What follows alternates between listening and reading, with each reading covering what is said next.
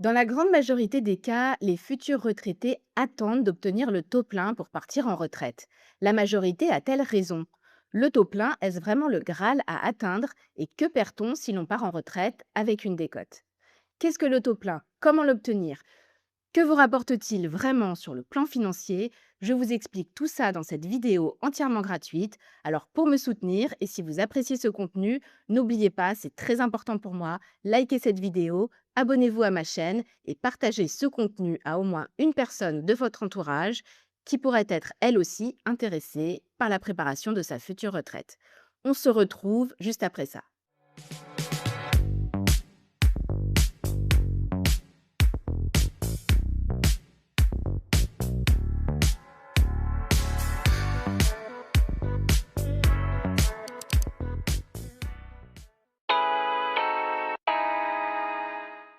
Avoir le taux plein, c'est partir en retraite sans aucune diminution de ses pensions. Et il existe plusieurs termes pour désigner cette diminution. On parle de minoration, de décote ou encore d'abattement. Tout ça, ça veut dire la même chose. Vous partez avec une retraite moins élevée. Dans le régime de base des salariés et des indépendants, le taux plein est égal à 50%. Et non, ce n'est pas une blague. L'idée, en gros, c'est que le régime de base vous garantit de toucher la moitié de vos 25 meilleures années de salaire, limité chaque année à un montant que l'on appelle le plafond de la sécurité sociale. Pourquoi cette limite? Tout simplement car la retraite de base, vous y versez des cotisations chaque année dans la limite de ce plafond. Donc, si vous n'avez pas le taux plein, vous ne toucherez pas 50% de vos meilleures années de salaire limitées au plafond, mais moins, par exemple 47%. Dans les régimes complémentaires, c'est un peu plus simple, car ce sont des régimes en points. Chaque année, vous obtenez des points de retraite qui ont une valeur en argent. Si vous avez le taux plein, on prend la totalité de vos points, on les convertit en pension et on vous verse le tout. Si vous n'avez pas le taux plein, on va appliquer un abattement. Par exemple, au lieu de partir avec l'équivalent de 1000 points de retraite, on vous en versera que 900. Alors sachez que la retraite complémentaire, elle s'aligne toujours sur la retraite de base. Donc si le régime de l'assurance retraite vous donne le taux plein, la complémentaire vous le donnera aussi. La condition pour obtenir le taux plein, c'est de réunir un certain nombre de trimestres sur l'ensemble de votre carrière. Et là, on comptabilise toutes vos activités professionnelles et on prend tous vos trimestres en compte. Travail, chômage, maladie, trimestre pour enfants pour les femmes, service militaire, etc., etc. Tous ces trimestres réunis, ils forment ce que l'on appelle la durée d'assurance.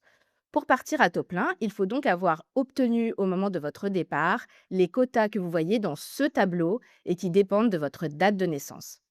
Sachez que la suspension de la réforme des retraites, mise en place par la loi de financement de la sécurité sociale pour 2026, a retiré un ou deux trimestres aux générations 64 et 65. Et ces changements, ils entrent en vigueur le 1er septembre 2026. Je vous laisse mettre la vidéo en pause si vous voulez regarder quelles sont les conditions qui vous intéressent. Attention, car pour calculer vos trimestres de carrière, il y a une particularité à connaître absolument. L'année de la prise de retraite, le nombre de trimestres que l'on obtient dépend de sa date de départ en retraite, comme indiqué dans ce tableau. Pour valider un trimestre, vous devez partir au moins le 1er avril. Pour valider deux trimestres, vous devez partir au moins le 1er juillet et ainsi de suite. On raisonne en fait en trimestre du calendrier. Et cette règle, elle ne vaut que pour l'année du départ en retraite, car le reste du temps, les trimestres ne se valident pas du tout de cette manière. Enfin, précision qu'il est utile de rappeler et dont je vous parle dans cette vidéo, pour partir en retraite, à taux plein ou non, vous devez bien sûr avoir atteint un âge minimum fixé en fonction de votre année de naissance. Avoir la durée d'assurance demandée n'est pas le seul moyen d'obtenir le taux plein, car il existe des situations dans lesquelles la loi va considérer que comme vous n'avez pas pu cotiser dans des conditions normales, vous avez droit au taux plein automatiquement, quel que soit votre nombre de trimestres. Ces situations, elles visent en réalité les travailleurs fragilisés, qui vont également pouvoir obtenir des âges de départ en retraite plus favorables que les autres.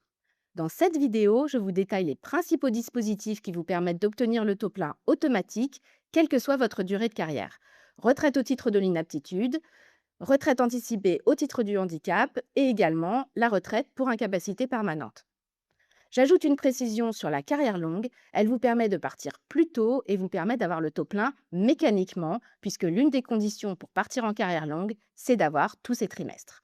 Si vous voulez en savoir plus, regardez mes vidéos sur la carrière longue avec des éditions spéciales pour les générations 1964 à 1967.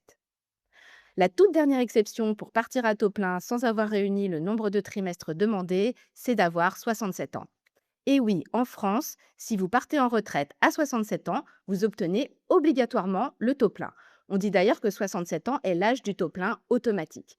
Attention cependant, si vous avez très peu travaillé, on va pas se mentir, votre pension sera réduite. Quelqu'un qui a une petite carrière, même si on lui donne le taux plein, il n'aura jamais le même montant de retraite que quelqu'un qui a travaillé pendant 43 ans, même à salaire égal. Car la retraite, elle est aussi calculée sur la durée de votre carrière et sur les cotisations que vous avez versées, que cela soit dans le régime de base ou dans la retraite complémentaire. Si au moment de votre départ en retraite, il vous manque des trimestres par rapport au quota demandé pour votre génération, vos pensions seront calculées avec une décote. On parle aussi de minoration ou encore d'abattement.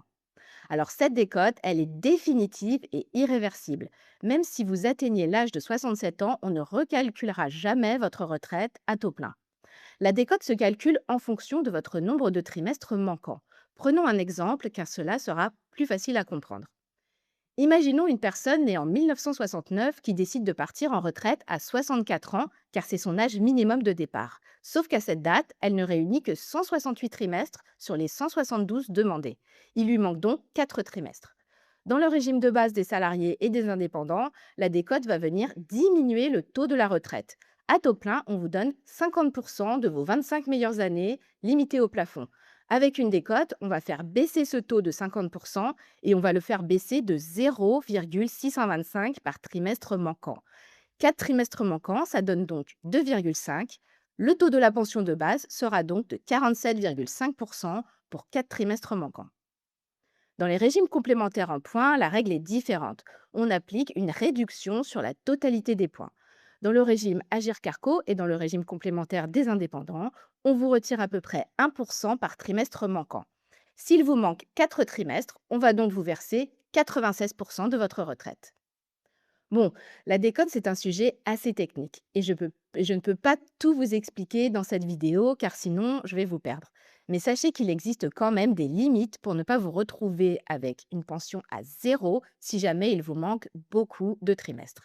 Retenez que plus vous approchez des 67 ans et plus votre décote diminue. Logique, puisqu'à 67 ans, on vous donne le taux plein automatiquement.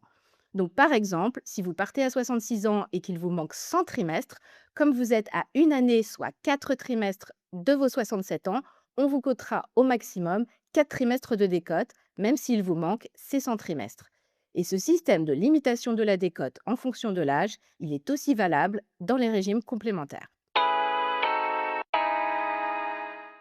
Vous avez peut-être lu ou entendu sur le web qu'il était possible de demander sa retraite Agir Carco dès 57 ans avec une décote sans aucune condition. Alors j'aimerais éclaircir ce point et vous mettre en garde. Oui, c'est vrai, cette possibilité existe dans le régime Agir Carco, mais en réalité, elle ne concerne que les gens qui ne travaillent plus, qui ne cotisent plus et qui ne touchent plus rien.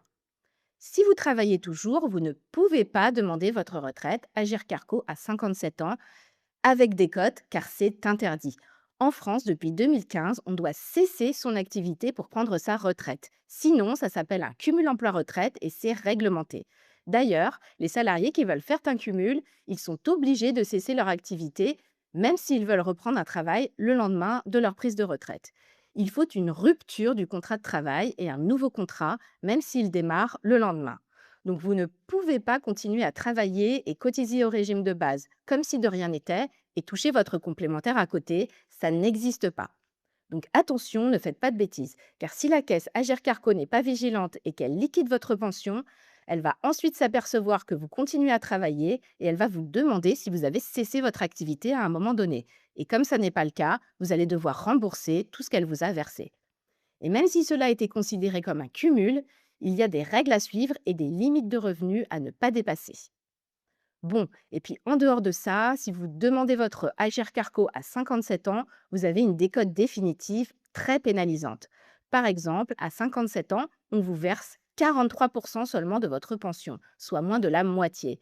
Donc même si vous ne travaillez plus et n'avez plus aucune couverture qui vous permet de valider des points, comme le chômage par exemple, vous devez vous demander si c'est intéressant financièrement de toucher votre complémentaire tout de suite avec cette décote énorme. Lorsqu'on part en retraite avec une décote sur ses pensions, est-ce que l'on perd beaucoup d'argent ou non? J'ai effectué des calculs pour vous que je vous présente dans ce tableau pour vous donner une idée de l'impact financier de la décote. J'ai pris l'exemple de 4 profils de salariés avec des revenus de fin de carrière différents. Alors je vous préviens tout de suite, les montants de retraite que vous voyez ici sont le résultat de carrières que j'ai fabriquées avec des revenus linéaires qui ont suivi chaque année l'évolution du salaire minimum. N'oubliez pas que chaque parcours est différent et que si vous avez le même salaire de fin de carrière que dans ces exemples, ça n'est pas pour ça que vous aurez le même montant de pension. Autre précision, les montants que vous voyez sont des montants nets, car c'est toujours plus parlant que le brut. Dans ces exemples, les salariés réunissent les 172 trimestres pour le taux plein à l'âge de 65 ans. J'ai donc calculé leur pension à taux plein à 65 ans et j'ai ensuite regardé ce qui se passe pour eux s'ils décident de partir avant pour profiter de leur retraite. Donc une année avant, soit avec 4 trimestres manquants, et 2 années avant, avec 8 trimestres manquants. J'ai calculé la perte de pension dans chaque scénario de décote par rapport au taux plein et également le pourcentage que cette perte représente. Par exemple, l'employé non cadre avec des revenus moyens, en partant un an avant, il perd 164 euros de retraite nette par mois au total, ce qui représente quasiment 9% de sa retraite taux plein. S'il part 2 ans avant, là, il perd 317 euros de pension par mois, soit plus de 17% de sa pension taux plein, ce qui est énorme. Et vous voyez que quel que soit le niveau de salaire de fin de carrière, les pertes de pension sont à peu près équivalentes. Pour une année d'anticipation, on est aux alentours des 7-8% de perdus. Et pour 2 ans en moins, on tourne autour des 15-17%. Et là, ça commence à faire mal, surtout que ne l'oubliez pas, la décote, elle est définitive. La conclusion que l'on peut tirer, c'est que partir avec une décote, c'est vraiment ultra pénalisant sur le plan financier. En fait, on pourrait se dire que 1 ou 2 ans en moins sur 43 ans de carrière, c'est pas grand-chose et ça n'aura pas un gros impact financier, mais en réalité, c'est pas comme ça que ça marche. Non seulement, en effet, vous allez cotiser 1 ou 2 ans de moins, mais surtout, vous allez vous retrouver avec un abattement définitif qui va impacter la totalité de vos droits. Et oui, la décote, elle réduit l'ensemble de la pension, donc elle réduit la totalité des droits de votre carrière. Rappelez-vous, dans le régime de base, elle réduit le taux qui s'applique à vos 25 meilleures années de carrière. Dans le régime complémentaire, la réduction touche l'ensemble des points que vous avez acquis. Pour résumer, partir en retraite avant le taux plein, cela vous permet de profiter plus tôt et donc aussi en meilleure santé de votre retraite. Mais sachez-le, la décote a vraiment un gros impact financier en contrepartie. Le taux plein, il booste clairement le montant de votre pension et de plus, sachez qu'il vous ouvre l'accès à certains avantages comme la retraite minimum. Et oui, si vous avez une petite retraite, elle peut éventuellement être majorée par un complément à ne pas confondre avec le minimum vieillesse, qui est une allocation pour les personnes âgées et sans ressources. Donc gardez bien à l'esprit que si vous ne partez pas en retraite à taux plein, vous n'aurez pas droit à cette retraite minimum. Autre avantage du taux plein, mais qui va bientôt devenir obsolète, il vous ouvre droit à un cumul emploi-retraite sans aucune limitation des revenus de l'activité que vous reprenez, à condition cependant que vous ayez atteint au moins l'âge légal de la retraite. Mais tout ceci va bientôt changer, car à compter du 1er janvier 2027, les règles du cumul emploi-retraite évoluent et le taux plein ne jouera plus aucun rôle. Alors bien sûr, pour certains, le dilemme taux plein des cotes ne se pose même pas, car ils partent à l'âge légal avec tout leur trimestre. Mais si ça n'est pas votre cas, vous devez faire un choix. Et ce choix, il doit se faire en toute connaissance de cause. Donc n'attendez pas passivement que la date de votre taux plein arrive sans vous renseigner sur ce que vous allez toucher. Comme je le dis souvent, anticipez pour vous laisser de la marge de manœuvre. La première étape, c'est déjà peut-être de chiffrer, de budgéter le montant de pension dont vous avez besoin pour vivre votre retraite confortablement selon votre train de vie et vos activités. La deuxième étape, c'est ensuite de connaître avec précision les montants que vous aurez en partant au plus tôt, combien vous obtenez si vous continuez X mois, et ainsi de suite jusqu'au taux plein. Pour chiffrer tout cela, vous pouvez utiliser le simulateur officiel du gouvernement, accessible à partir de votre compte personnel sur le site web de votre caisse de retraite, à la rubrique Estimer le montant de ma retraite. Vous y verrez déjà bien plus clair. Enfin, sachez qu'il existe des solutions comme le rachat de trimestre pour partir à taux plein plus tôt, ou encore pour trouver le juste milieu entre j'arrête tout et je pars en retraite versus je poursuis mon activité à 100% de mon temps, la solution de la retraite progressive. D'ailleurs, abonnez-vous à ma chaîne car ma prochaine vidéo portera justement sur la retraite progressive. Cette vidéo est terminée, j'espère qu'elle vous a plu et que vous avez appris des choses. N'oubliez pas de me soutenir en likant et en vous abonnant à ma chaîne. Vous pouvez aussi partager ce contenu à des personnes qui, elles aussi, s'intéressent à leur future retraite. Dites-moi également dans les commentaires si vous êtes concerné par ce choix entre la décote et le taux plein et ce que vous comptez faire. Je vous dis à très bientôt.